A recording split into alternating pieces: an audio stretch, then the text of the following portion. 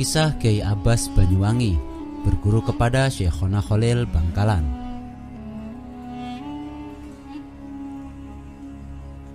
Suatu ketika ada seorang anak kecil kira-kira berumur 9 tahun pergi nyantri ke waliullah guru sekalian Kiai se-Jawa Madura, yakni Syekhona Kiai Haji Khalil Bangkalan Madura.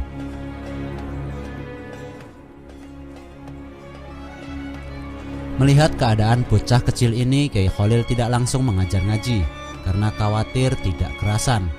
Sambil menunggu si bocah merasa betah, Kiai Khalil memberi tugas pada si santri kecil ini untuk membersihkan daun mangga yang jatuh dari pohonnya di depan dalam Kiai Khalil.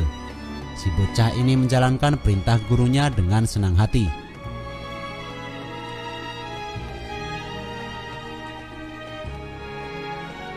Pada suatu malam, turunlah hujan begitu lebat.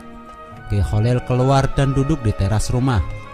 Dilihatnya ada seorang anak yang tetap berhujan-hujanan di bawah pohon mangga menjaga daun mangga yang jatuh ke tanah untuk langsung dibersihkan.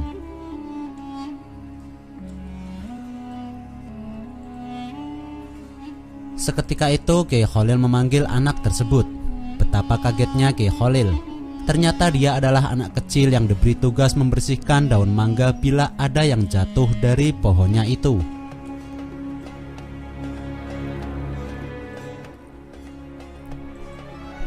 Melihat kejadian tersebut, Kiai Khalil berkata kepada si kecil yang bernama Abbas itu, "Wahai Abbas, sekalipun engkau masih kecil, belia, tapi engkau memiliki ketaatan sungguh-sungguh kepada guru. Oleh karena itu, cukup untuk kamu ngaji di sini sekarang." Kiai Khalil bertakbir keras, "Allahu Akbar, Allahumma sholli ala Sayyidina Muhammad." Pulang.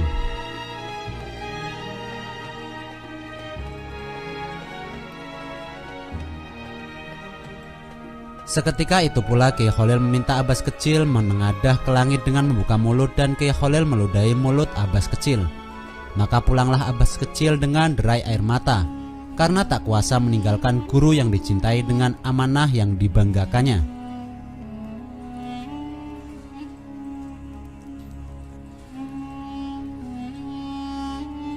Subhanallah, jadilah Abbas seorang kiai besar berpengaruh di Banyuwangi dengan santri yang luar biasa hingga sekarang. Pesantren beliau berada di ujung timur Pulau Jawa, namanya Pondok Pesantren Al-Azhar, Tugung Sempu, Banyuwangi. Konon pesantren tersebut berdiri sejak tahun 1891. Berkat kealimannya, pesantren tersebut tak begitu lama menjadi amat masyhur. Ribuan santri datang untuk berguru atau sekedar mengalap berkah. Kemasyhuran tersebut tak hanya berada di telatah Jawa, bahkan tersiar ke pulau seberang Sumatera.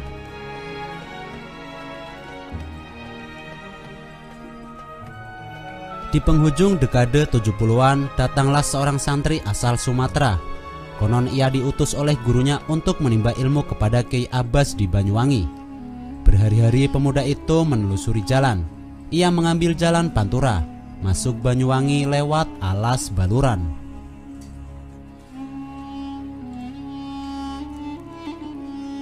Awalnya si santri itu menuju ke pesantren Kiai Abbas Cangaan Genteng, sekitar 20 km dari pesantren Tugung. Setelah mengetahui kesalahannya, si santri melanjutkan perjalanannya menuju Tugung.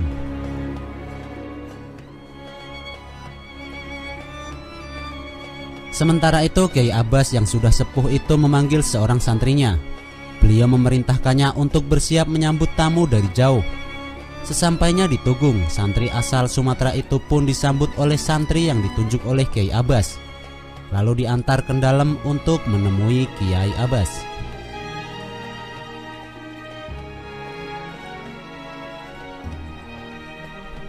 Dari percakapan awal tersebut, diketahui bahwa dulu guru si santri asal Sumatera tersebut adalah teman seperguruan Kiai Abbas, entah di pesantren Jampes, Parai, atau Bangkalan. Semenjak pertemuan di dalam Kiai Abbas itu, si santri asal Sumatera itu tak lagi tampak batang hidungnya di pesantren. Bahkan sejak awal ia tak terlihat keluar dari dalam.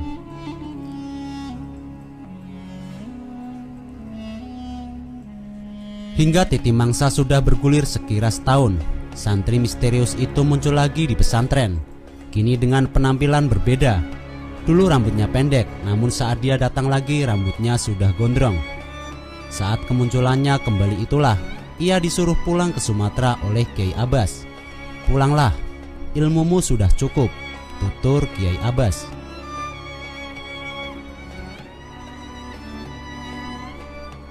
Santri itu pun patuh meski tak memiliki bekal sepeser pun. Ia pulang ke Sumatera sebagaimana pesan dari Kiai Abbas.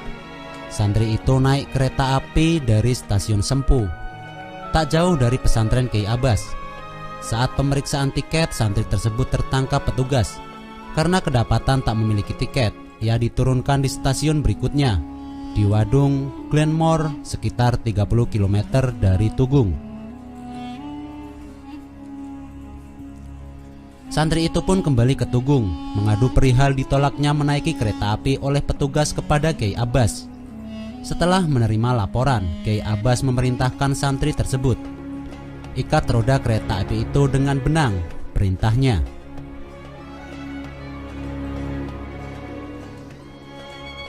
Santri itu pun menyanggupi. Ia kembali ke stasiun untuk menjalankan perintah Kiai Abbas.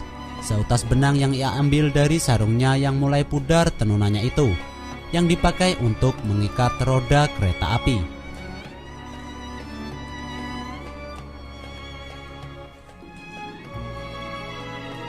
Biidznillah, hanya dengan seutas benang sarung itu, kereta api yang berbobot ribuan ton itu mogok, tak bisa dijalankan. Selama 3 hari para mekanik berjibaku mencari penyebab teknis kemacetan. Tak kunjung berhasil. Semua mesin kereta tampak normal-normal saja.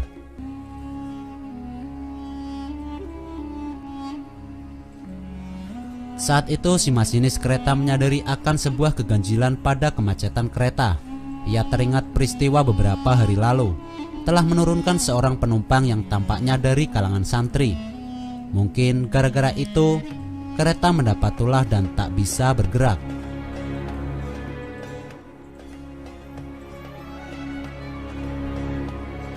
Saat itu pun para kru kereta api mencari santri yang diturunkan beberapa hari lalu itu. Santri yang tak lain pemuda asal Sumatera itu akhirnya ditemukan oleh petugas di pesantrennya Kiai Abbas.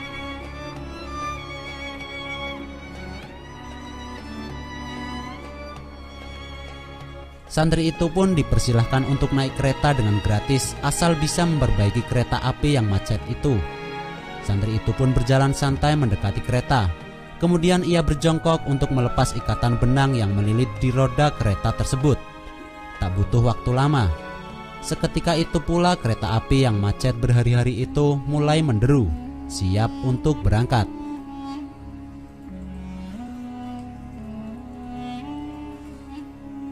Sebab kejadian di luar nalar itulah, Kepala Stasiun Setel Sempu memutuskan untuk menggratiskan tiket kereta bagi semua santrinya Kiai Abbas Tugung. Selama bertahun-tahun para santri bisa menikmati kereta dengan gratis.